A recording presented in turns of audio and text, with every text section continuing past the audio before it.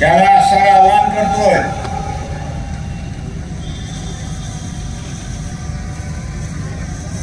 की त्याच्यावरती मोठी जबाबदारी आलेली आहे।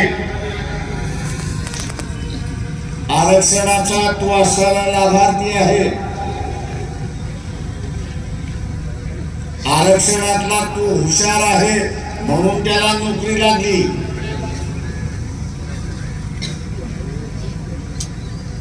हा जो लाभार्थी आहे या लाभार्थ्याने आता सज्ज झालं पाहिजे। सज्ज कशासाठी झालं पाहिजे तर संविधान वाचवण्यासाठी सज्ज झालं पाहिजे।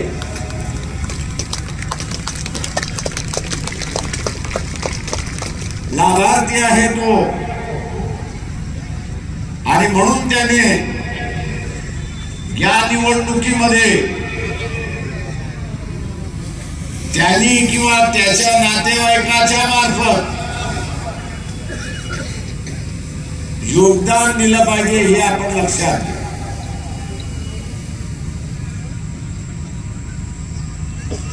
राजकीय दृष्टिकोनातून आज आपण असं पाहिलं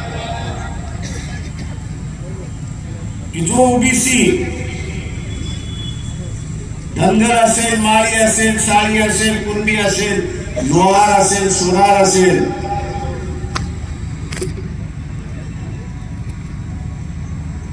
जरांगे पाटलाच्या आंदोलनामुळे जागृत झाला,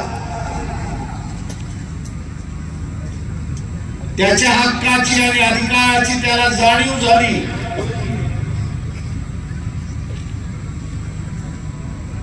आज तो स्वतःच्या अधिकाराची सुरक्षा करायला निघालाय, लढायला निघालाय आणि म्हणून महाविकास आघाडीच्या असणाऱ्या नेत्यांना सांगितलं की आपली यादी उद्या युतीची यादी जर युती जर झाली तर त्या युतीमध्ये सर्व पक्षाचे मिळून किमान 15 उमेदवार हे ओबीसीचे असले पाहिजेत हे आपण लक्षात घ्या। पुन्हा अशी परिस्थिती येणार नाही।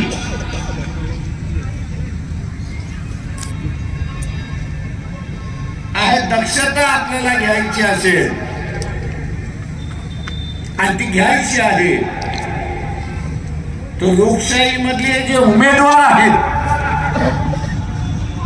या उमेदवारांचं सामाजिकरण झालं पाहिजे हे लक्षात। नाही तर आपल्याला असं दिसतं एक तर कुंभी समाजातला उमेदवार नाही तर पाटील समाजातला उमेदवार, यांची उमेदवाराची यादी याच्या बाहेर जात असतात।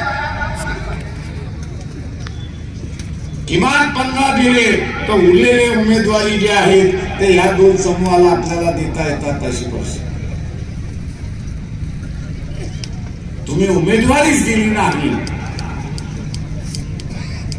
तर ते त्याच्या अधिकाराचे संरक्षण कसे करणार अशी असणारी परिस्थिती।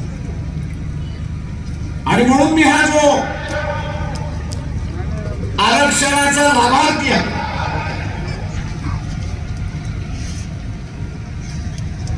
याला माझं असं आव्हान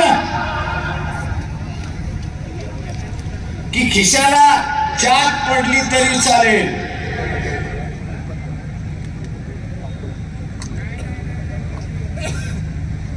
आतापर्यंत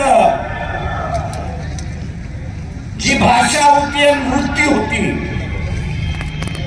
की इलेक्शन मध्ये मला काय घेणं दे, पक्ष आणि उमेदवार त्या ठिकाणी पाहिजे, हाच एकाला राहिला।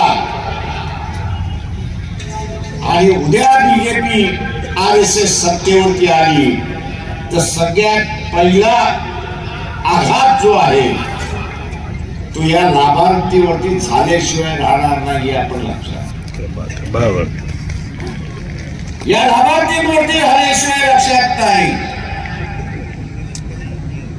जेव्हा सगळेच सावरले असताना नाव आपल्या निघालं.